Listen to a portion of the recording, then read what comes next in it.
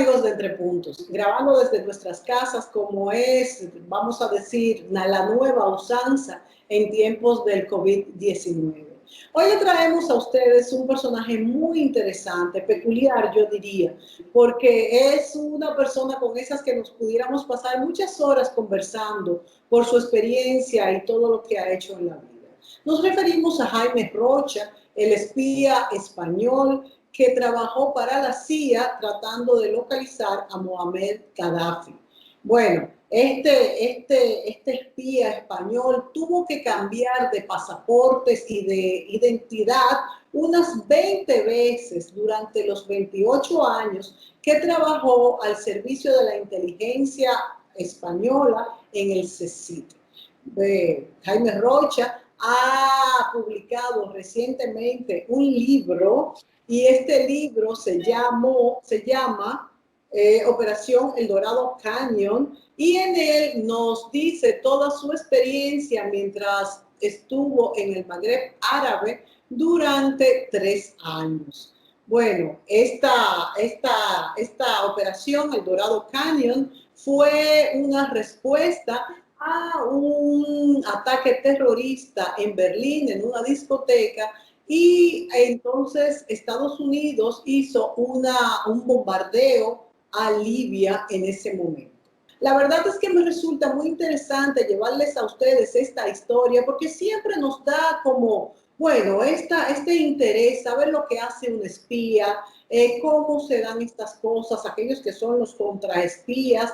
Él pasó 28 años en esta labor y entre esos años estuvo estos 3 en el Magreb, en toda esta parte del norte de África, trabajando para la inteligencia española.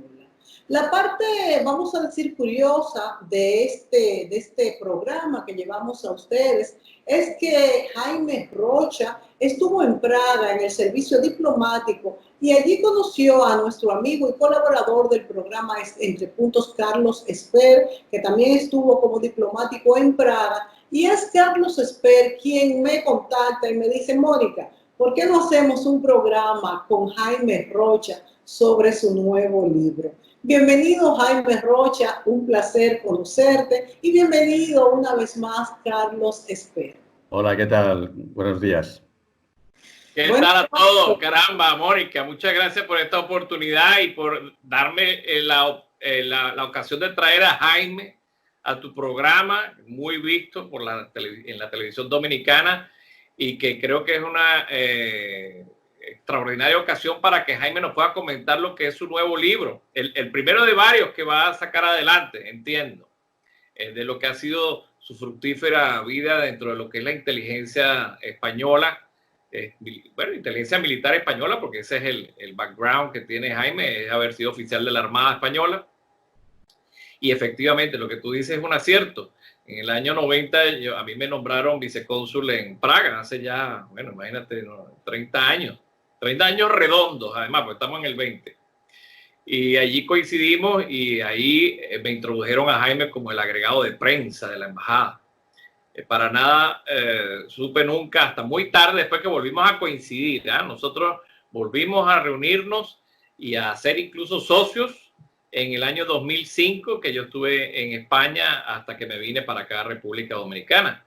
Y solo allí, ya retirado, jubilado y dedicado a otro tipo de emprendimientos, es que él me confiesa en un McDonald's que él nunca había sido realmente un agregado de prensa, sino que tenía algo más que comentarme y que de alguna manera ha traducido en este fabuloso libro que me terminé de leer el domingo pasado y que realmente es algo que te atrapa. Es un libro que te atrapa. Me lo tiré, vamos, en 3 sentadas. Bueno, yo confieso aquí públicamente a todos los que nos están viendo que yo no he leído el libro. Pero por supuesto, después de este programa, lo leeré porque además yo le comentaba a Carlos que todo esto de inteligencia, de espionaje, causa como cierta curiosidad, cierta fascinación, como decía Carlos, una seguidilla como de saber más de la historia. Bueno, ya yo estoy deseosa también porque Carlos comience a junto a Jaime, ¿no? Jaime, que es el protagonista, a decirnos qué fue, cómo pasó todo esto. De hecho, en algo que me mandó Carlos Esper por vía email, leía algo así sobre la cerveza envenenada, o sea, que cuando te planteaban participar, cómo querías ir, pero tenías miedo, le preguntaste a tu padre. Cuéntanos un poco más de esta historia tan interesante, Jaime. Pues sí, mira, bueno, primero agradeceros esta invitación tan extraordinaria para mí. Primero porque se trata de mi queridísimo amigo Carlos, con el que efectivamente fraguamos una buena amistad en los años de Praga, que luego continuamos aquí en España y que conservamos todavía, gracias a Dios. Y también pues la oportunidad de conocerte, Mónica, y de conocer a tus espectadores. Verás, yo soy oficial de la Armada, como ha dicho Carlos en la introducción, y yo estaba destinado en unos aviones muy raros que vuelan así para arriba, de despegue vertical, que se llaman Harrier, una escuadrilla de Harrier aquí en la base naval de Rota, muy cerca de donde vivo ahora, en Cádiz. Es una base conjunta hispanoamericana. Y un buen día voy por lo de la cerveza envenenada, ¿no? Pues unos compañeros me llamaron y dijeron, te invitamos a una cerveza. Yo entonces aprendí que esas cervezas suelen llevar una dosis considerable de veneno porque nadie invita así por las buenas si no pide nada a cambio. En este caso concreto me propusieron ingresar en el servicio de inteligencia que acababa de crearse porque el CSIC se crea en el año 79, que es cuando a mí me buscan, y es la fusión del servicio de inteligencia del Alto Estado Mayor y de presidencia del gobierno. Entonces, la fusión de esos dos servicios se crea el CSIC. Y entonces necesitaban gente y bueno, eran personas que me conocían porque eran compañeros de la escuela naval y habían estado 5 años conmigo y tal, y pensaron que yo servía para esto. Bueno, pues me tomé aquella cerveza envenenada, les hice solo 3 preguntas. La primera pregunta fue que qué se hacía ahí dentro y me dijeron, no, eso ya te enterarás cuando estés dentro. Yo digo, vale, muy bien. La segunda pregunta era que si pensaban que yo servía para eso, y me dijeron, sí, sí, sí, estamos seguros de que sirves, tal, te conocemos bien y sabemos que sirves para eso. Y la tercera, ya por preguntar, digo, ¿y se gana más dinero? Y me dijeron, no, no se gana más dinero. Y dije, bueno, pues muy bien, o sea, me lo estáis poniendo bien. Total, que ahí fue cuando inicié mi periplo dentro de lo que llamamos coloquialmente la casa, ¿no? La casa del Servicio de Inteligencia Español, cuando hablamos así coloquialmente, ¿no? Y ahí me pasé 28 años y de esos 28, 3 estuve dirigiendo lo que eran las redes clandestinas en el Magreb, desde el Polisario, el Frente Polisario en el Sáhara, Marruecos, Argelia, Túnez y Libia, naturalmente, ¿no? Y en esos años que yo estaba dirigiendo fue precisamente cuando se produce el bombardeo de Libia del año 86 por el presidente norteamericano Ronald Reagan y bueno, y me tocó a mí participar en eso. Bueno, aquí la pregunta obligada que todos los amigos televidentes deben estar sedientos de preguntarte, Jaime, es ¿cómo es la vida de una persona de inteligencia, de un espía? Como se dice, bueno, popularmente, ¿qué es lo que hace? Como si tú estabas haciendo investigaciones en todo el Magreb árabe, que son tantos países del norte de África, ¿dónde estabas? ¿Vivías en España? ¿Lo sabía tu familia? ¿Cuáles son esas actividades más comunes que hace una persona de inteligencia? Bueno, hay que distinguir varios tipos de agentes de inteligencia. Por ejemplo, en este momento actual en que la tecnología ha avanzado tantísimo, pues uno de los más demandados son los hackers. Son personas que, bueno, ahora estamos en una guerra cibernética, estamos con las fake news, estamos con informaciones falsas, todo eso. Bueno, detectar todo eso o incluso tener una influencia sobre otros países, lo están haciendo todos, lo están haciendo nuestros queridos compañeros y amigos los rusos con nuestra Cataluña, están interviniendo constantemente en ese problema. Pues entonces el servicio de inteligencia ahora en el tema este de los hackers, pues es un tema que está ahora muy en boga, que se está desarrollando continuamente, donde se requiere agentes de inteligencia expertos en eso, ¿no? Ese sería un tipo, ¿no? Más moderno y mucho más actual, por supuesto. Hay otro tipo que es el agente de campo, que es lo que yo fui durante 3 años. Bueno, luego en Praga realmente también hasta cierto punto también lo era, pero bueno, más intensamente, digamos, con más riesgo personal y para mi familia y tal, fueron los 3 años del Magreb, ¿no? Entonces, el agente de campo tiene que tener una serie de cualidades. Un periodista desde Filipinas una vez me hizo una entrevista y me dice, yo lo definiría como lo que se llama la inteligencia emocional, ¿no? Que es la empatía, es el poder conectar con las personas, es asumir identidades que no son tuyas, o sea, unas dotes de actor. Yo estuve con Carlos en Praga, yo era el agregado de prensa y no era el agregado de prensa, y Carlos, ni Carlos ni nadie, y mucho menos, creo, el servicio de inteligencia checoslovaco se dio cuenta. Pero es que ahora con la publicación del libro, pues muchísimos familiares míos, familiares muy directos, y me dicen, nosotros no sabíamos que tú eras espía. O sea, entonces, claro, tú cuando haces esos viajes a esos países y llevas una identidad distinta y tal, que tienes que interiorizar muy bien, porque yo puedo contar que pasé un interrogatorio en una gendarmería en Marruecos durante 1 hora en francés, y preguntaban que, bueno, precisamente a raíz del viaje a Libia, tengo que ir a Marruecos y no me da tiempo de cambiar ni de nombre ni de pasaporte, y eso va en la siguiente novela que ha anunciado Carlos, es el primer capítulo de la siguiente novela.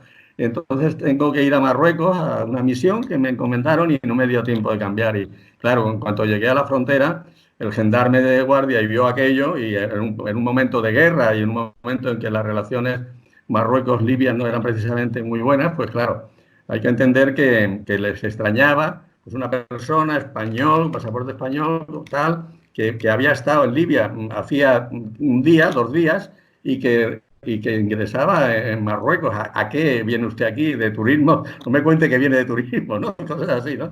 Bueno, pues allí estuvimos 1 hora con un interrogatorio y tal. Entonces, claro, te lo tienes que tener muy bien aprendido, porque cualquier fallo en un interrogatorio de estos pues puede ser problemático, ¿no? Te puede causar problemas, ¿no? Esa es la... Entonces, claro, ese es el tipo de agente de... Y luego hay un agente de inteligencia, para mí valiosísimo, que es el que elabora de un montón de información que recibe de fuentes abiertas, de obtenedores de información humanos o de señales. De todo eso, lo que elabora es lo que yo le llamo el destilado de la inteligencia, que puede ser a lo mejor de un montón enorme de información sacar medio folio, que es lo que se manda al presidente del gobierno, a su majestad el rey y tal, a los clientes, entre comillas, del servicio de inteligencia, que no tienen tiempo para leerse más que medio folio de cada cosa, ¿no? Entonces, esa capacidad de síntesis, esa capacidad de fijarse en lo exacto, esa capacidad de distinguir lo verdadero de lo falso y todo eso, eso lo tienen realmente personas que están muy capacitadas intelectualmente y luego formadas, ¿no? Son los analistas, los que se llaman analistas. Son los 3 tipos fundamentales de agentes de inteligencia. Carlos. Sí, no, yo lo que quería es ese tipo de infidencias.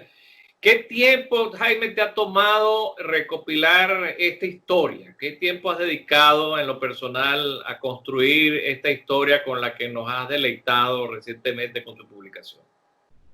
Verás, yo esta historia nunca pensé en publicarla. Es que, antes me preguntaba Mónica, y aprovecho, si mi familia sabía y tal. Bueno, yo cuando salía de viaje, ni mi mujer ni mis hijos sabían dónde iba, ni sabían, por supuesto, lo que iba a hacer, ni siquiera muchas veces si iba a volver, ¿no? Entonces yo me sentía en deuda con ellos, y la dedicatoria, tú que lo has visto, Carlos, verás que la primera dedicatoria es a ellos, y pongo, os lo debía, porque era, ¿no?, como una especie de explicación que yo les quería dar a ellos de que, a ver, cuando vuestro padre desaparecía y estaba un tiempo por ahí y no sabíais dónde estaba, pues mira, estaba haciendo esto por su país, ¿no? Y entonces me sentí en esa obligación. Entonces empecé a escribirla para ellos, ¿no? Y empecé en el año 2014 y lo hacía con mucha intermitencia. Bueno, un verano entero me dediqué a recopilar información y bueno, a contrastar una serie de datos y tal. Y es bastante complicado, además, porque tú que lo has leído, Carlos, sabes que son 2 novelas que confluyen al final en una. Entonces, tienes que tener muchísimo cuidado en no contradecirte en el tema de las fechas, en el tema de... Todas esas cosas tienes que tener mucho cuidado, ¿no? Y bueno, pues un verano entero me dediqué a eso. Y ya en el año 18 la terminé. Y entonces le dije a mis hijos, bueno, porque mis hijos, en cuanto yo les comuniqué, que les dije que estaba escribiendo una novela, para ellos, pues estaban todo el día, papá la novela, papá la novela, papá la novela, hasta que ya en verano del 18 la terminé y se lo dije, mira, ya he acabado y tal. Y realmente seguía con la idea de hacer una autoedición pequeña para la familia, para los amigos y tal. Y bueno, Carlos sería un destinatario de la novela, naturalmente, por supuesto. He dicho Bueno, familia y amigos. vámonos Familia a y la amigos. pausa. Vámonos a la pausa para seguir escuchando esta fascinante historia. Yo quisiera que tú me ampliaras un poquito más. Mencionaste que actualmente hay mucho espionaje también, hay mucha inteligencia, quizás más que antes, porque la tecnología lo permite, todos estos hackers, de hecho, hemos tenido noticias hace poco tiempo de unas y otras bandas. ¿Cómo era aquella época de, bueno, ya España había salido de la dictadura de Franco, estaba todavía esta bipolaridad entre Estados Unidos y Rusia, la KGB involucrada, también los partidos de derechas y de izquierda en España, los de Cataluña, el Partido Comunista y todo esto. Vámonos a la pausa y continuamos con esta historia, vamos a decir enclavada dentro de este contexto, ¿no?, histórico de que se vivió, que fue una época sumamente interesante, pero no vista así para el que la estaba recibiendo en carne propia, ¿verdad? Volvemos enseguida. Sí.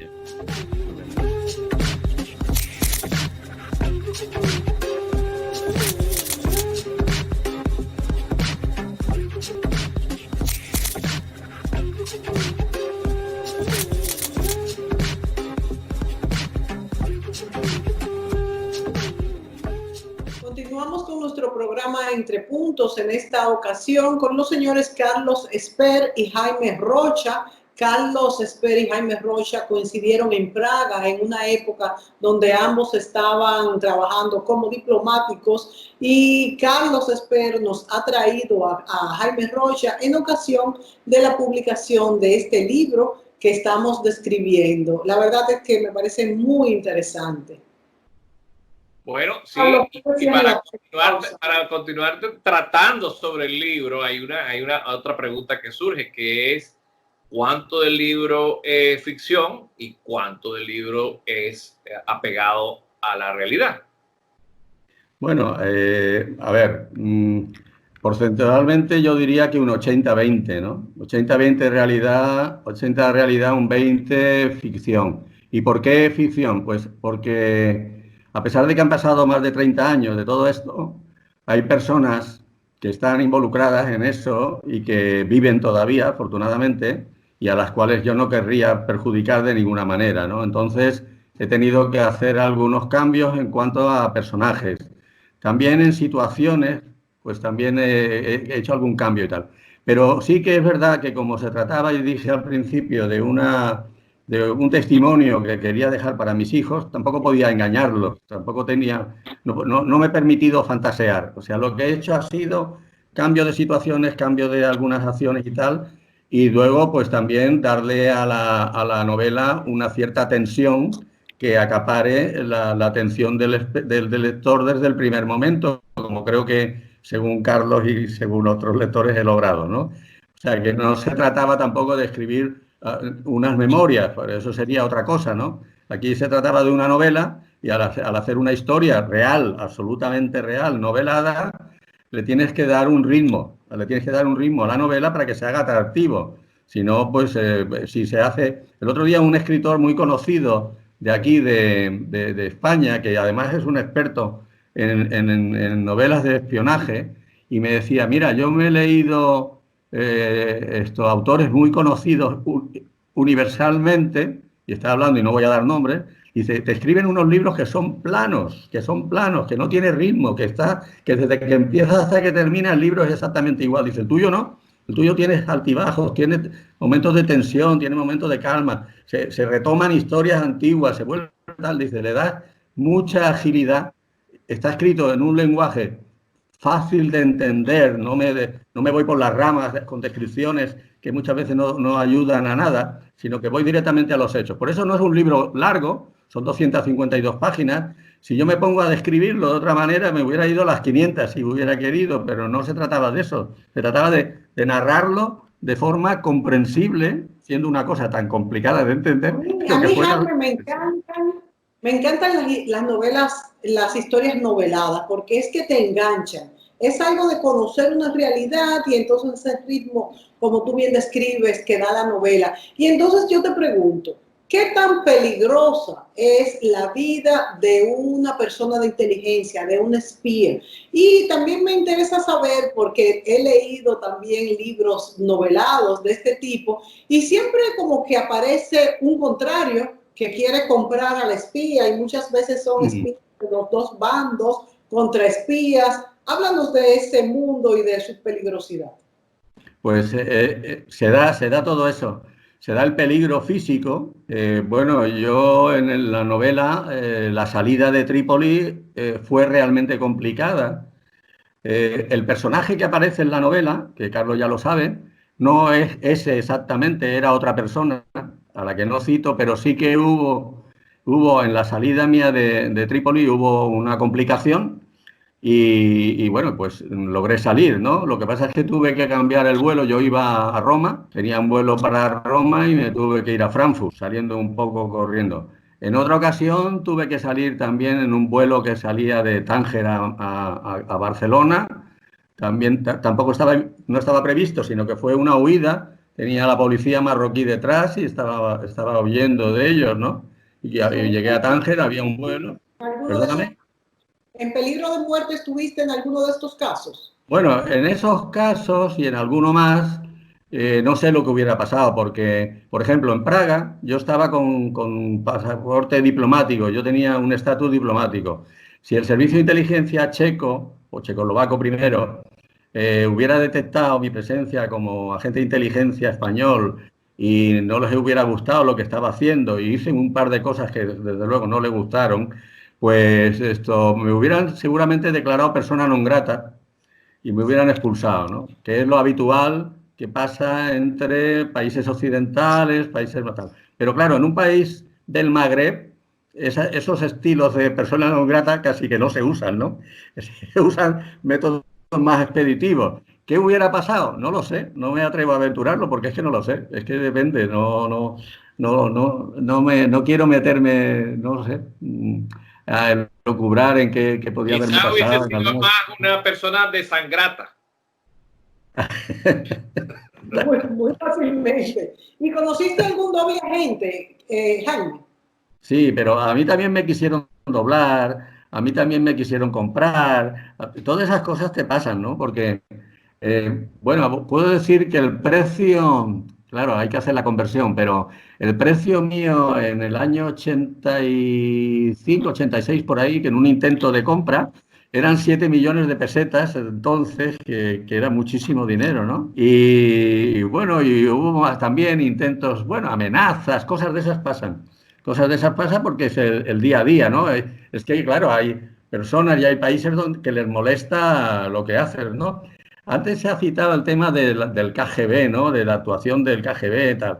Bueno, España estaba saliendo de una dictadura, estaba poniendo, digamos, los cimientos de una democracia, estaba poniendo los cimientos de una potencia industrial y económica a nivel mundial, como llegamos a ser, ¿no? Ahora ya hemos retrocedido bastantes puestos, pero bueno, eso es otra historia. Pero llegamos a ser la cuarta potencia económica industrial de Europa y la octava del mundo y todo esto. Bueno, pues eso se estaba poniendo en marcha en aquellos años. Entonces, concretamente, una industria muy floreciente española fueron los astilleros, que los creó Franco, que no fue cosa de la democracia, los creó Franco, pero se potenciaron al llegar la democracia y tal. Bueno, pues España estaba absolutamente alineada donde le corresponde, que es en el mundo occidental. Nosotros somos por cultura, por situación geográfica, somos occidentales. Y entonces ahí estaba la Guerra Fría, que dicen que se ha acabado, yo no me lo creo, pero dicen que se ha acabado, que entre lo que era no Rusia, Estados Unidos, en cierta manera era el Pacto de Varsovia, donde estaba incluido Checoslovaquia, naturalmente, y la OTAN, ¿no? Era la fuerza militar de Occidente y la fuerza militar de los países del Este, ¿no? Entonces, en esa Guerra Fría, pues valía todo. Y una de las cosas que valía era si yo puedo hacer que tu país no evolucione hacia esa democracia, hacia esa industria naval potente, hacia esa gran potencia económica e industrial en Occidente, pues es un enemigo menos. Entonces, la labor de esos servicios era esa, era el tratar de impedir que España se convirtiera en lo que luego fue, y que ya hemos perdido, desgraciadamente, una de las grandes potencias industriales y económicas del mundo, ¿no? Bueno, nos tenemos que ir a la pausa y me gustaría que en el tiempo que nos queda también nos ampliaras más un poquito eso que dices, que todavía hay Guerra Fría. Volvemos enseguida. Bueno.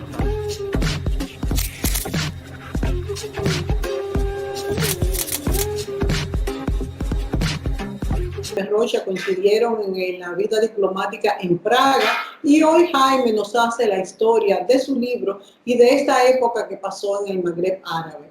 A una pregunta que le he hecho en el segmento anterior es que si considera, porque me dice que todavía existe una Guerra Fría. Bueno, ¿qué crees tú, Carlos, que estás siempre tan informado? Y ya luego, pues Jaime, que nos hable de esa aseveración y de lo que fue aquella Guerra Fría.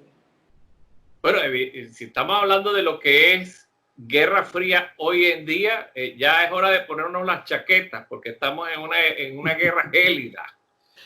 Lo que pasa es que está cobrando visos de lo que yo llamo una guerra bioeconómica, donde estamos viendo un virus que nos está matando a título personal y a título económico. Entonces, estamos enfrente de una guerra, si la quieren llamar, de cuarta generación, una guerra no declarada, una guerra, pero existe una guerra, y además estamos siendo testigos hoy por hoy de algo realmente dramático con todo lo que está aconteciendo en Estados Unidos, que es muy similar y cuenta con más o menos los mismos actores de organización y logística de los que destrozaron Santiago de Chile y algunas ciudades importantes de Chile el año pasado.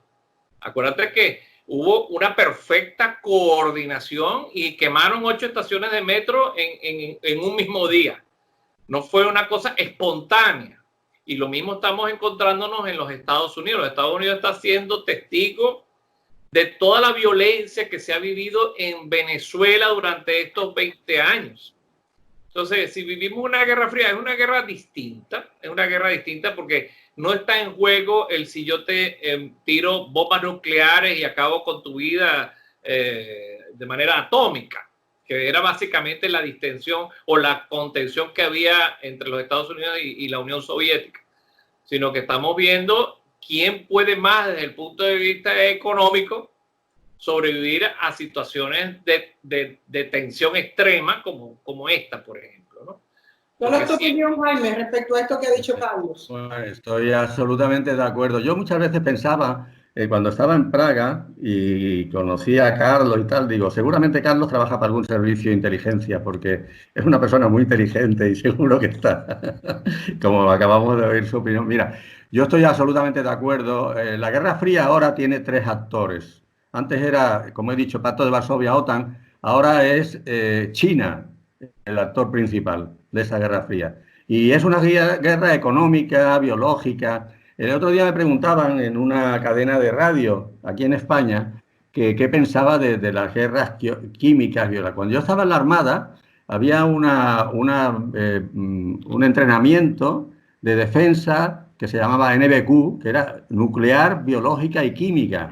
La guerra química y la guerra biológica ha existido siempre. Ahora se puede hacer más abiertamente, menos abiertamente. Se te puede escapar un bichito de Wuhan y no sabe nadie cómo ha salido y cosas de ese tipo. Yo no estoy afirmando nada, pero estoy haciendo suposiciones por mi experiencia, ¿no? Entonces, yo también es otra, no es una teoría, está constatado. Lo que mueve el mundo es el dinero, la economía. Entonces, todo el mundo lo que quiere es prosperar, vivir mejor y tal y cual.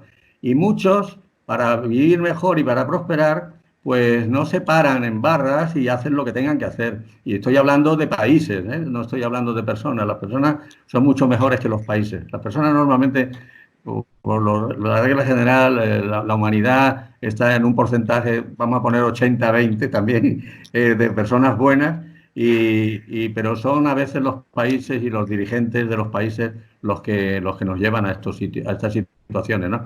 Y o sea, que Guerra Fría, hombre, hay que decir, por ejemplo, que la China está construyendo una armada que va a dejar a la de los Estados Unidos en pañales.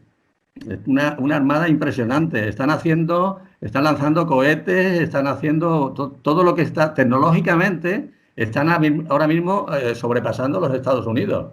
En temas de informática, todo eso están haciendo verdaderas cosas. Han estado muchos años aprendiendo, copiando. Se decía que copiaban toda la tecnología de Occidente y tal y igual. Bueno, ya están desarrollando su propia tecnología en todos los campos, ¿no? Entonces, están, bueno, colonizando el mundo, haciendo préstamos a países que luego va a ser imposible de devolver. Por ejemplo, vamos a un caso concreto. Le ofrecieron a una Cataluña independiente 45.000 millones de dólares por poner una base naval en Cataluña. Están locos por entrar en el Mediterráneo, por estar en el Mediterráneo. Han cogido a Malta ahí un poco como cabeza de turco de su entrada en el Mediterráneo, pero China está loco por entrar en el Mediterráneo.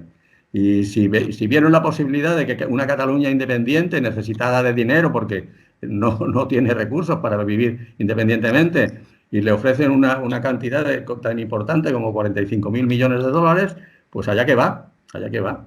Entonces, esa es la Guerra Fría de hoy, esa es la influencia en los países, desestabilizar los países, que hay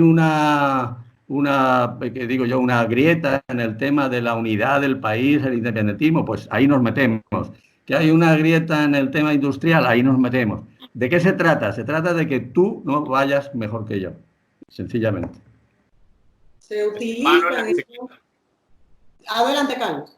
No, eso es una expresión muy española, meter el palo en la rueda de la bicicleta. Sí. Para que te se utilizan estas situaciones, ¿no? Para utilizar las poblaciones a la conveniencia económica y de poder de las fuerzas, de las fuerzas que están en ese momento en juego, vamos a decir, ¿verdad, Jaime?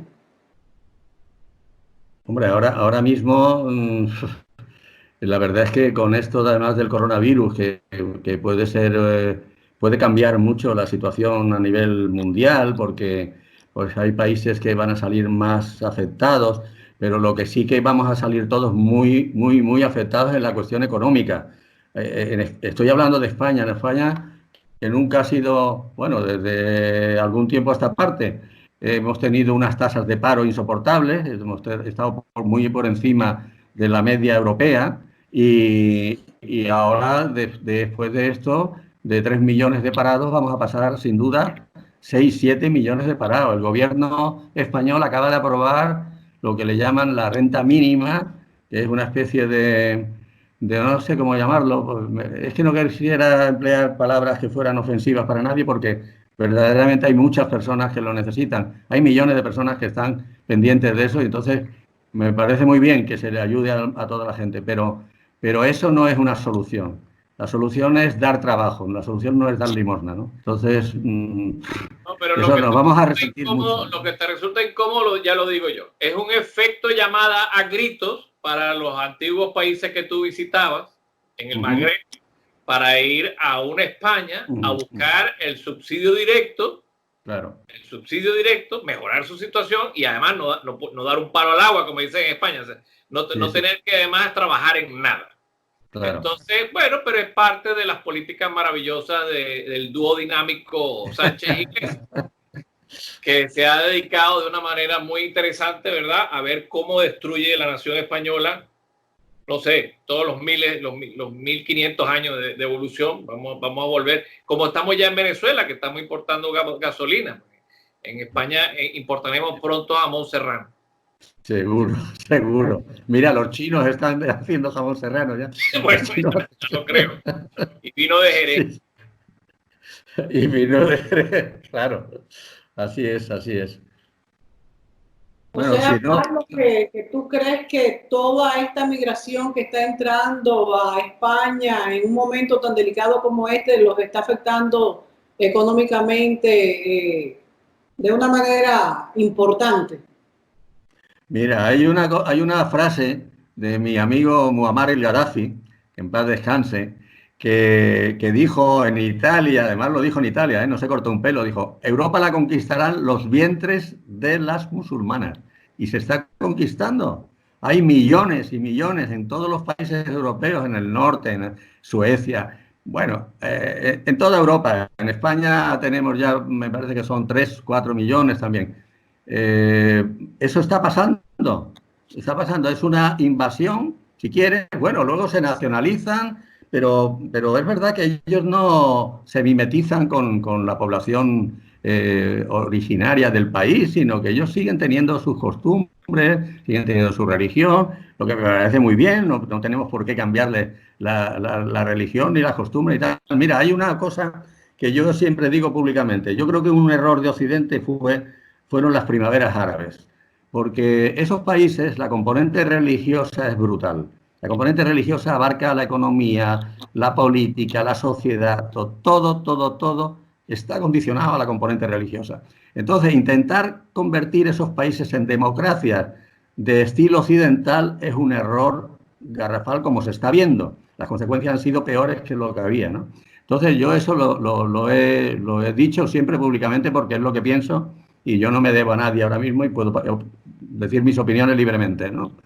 Pero entonces lo que tampoco es de recibo es que a esos señores a los que efectivamente no se les puede ir allí a convertir a la democracia occidental, sino que hay que dejarlos que vivan su religión, sus costumbres, sus tradiciones y tal, lo que no pueden es venir a Europa a imponernos esas tradiciones y esas costumbres, ¿no? O sea, el mismo error. Ni de un lado ni para otro. Claro, claro, ni de un lado ni de otro, hay que respetarse mutuamente, ¿no? Nos tenemos que ir a la pausa, Jaime, pero volvemos a escuchar.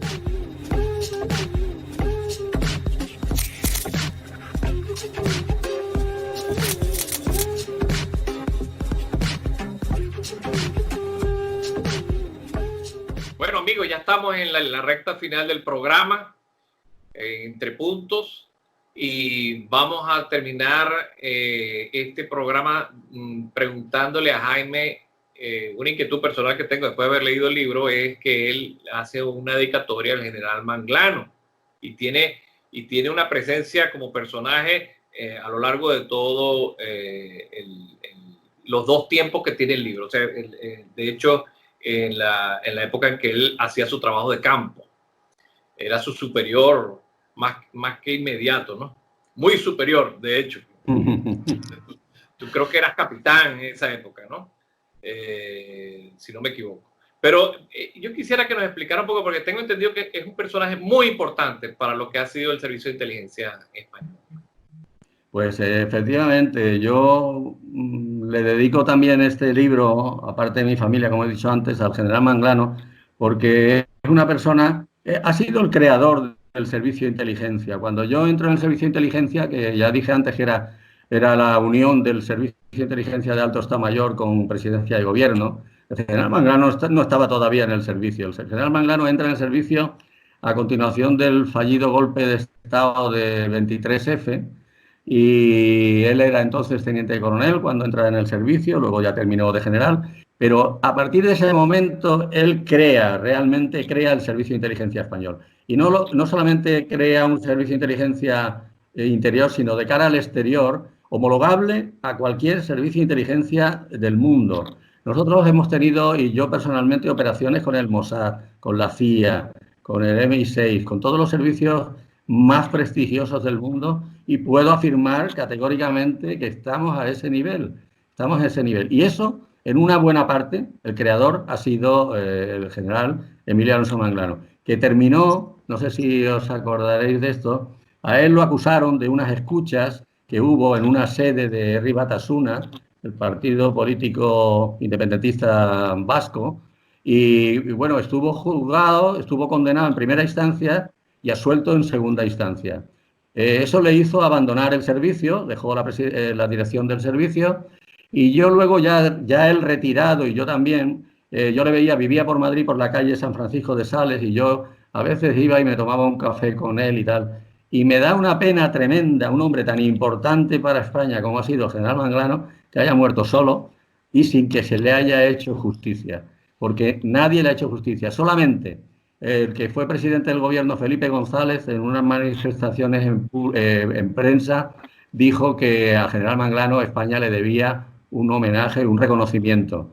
Pero nadie más, no ha habido más reconocimiento, sino todo lo contrario, ¿no? Y entonces, a mí me da una pena tremenda. Yo trabajé en su gabinete 3 años, muy íntimamente con él.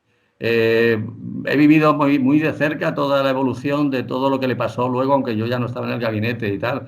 Y creo que hemos sido, en general, muy injustos con él. Entonces, a mí me gusta, por eso he puesto esa dedicatoria, porque me gusta resaltar, primero, la calidad incuestionable de nuestro servicio de inteligencia y, segundo, la obra magnífica del general Manglano, el Servicio de Inteligencia Español.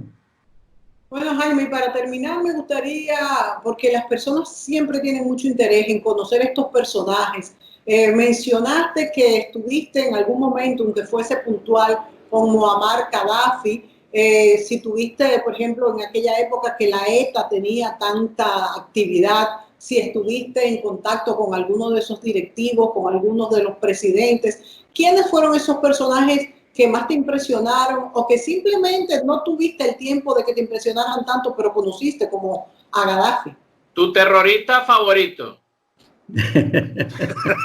No, terrorista favorito, Gaddafi, sin duda ninguna. Lo que pasa es que ten en cuenta que yo iba allí como un industrial, como un ingeniero de una empresa española que tenía intereses. En la novela se cuenta, no, en la novela no soy un industrial, soy otra cosa, pero bueno, Carlos se entiende perfectamente. Entonces, eso me daba mi opción a tener contacto con estas personas que eran la cúpula, como era Al-Senussi, que era el jefe del servicio de inteligencia, y algunas personas más, y el mismo Gaddafi.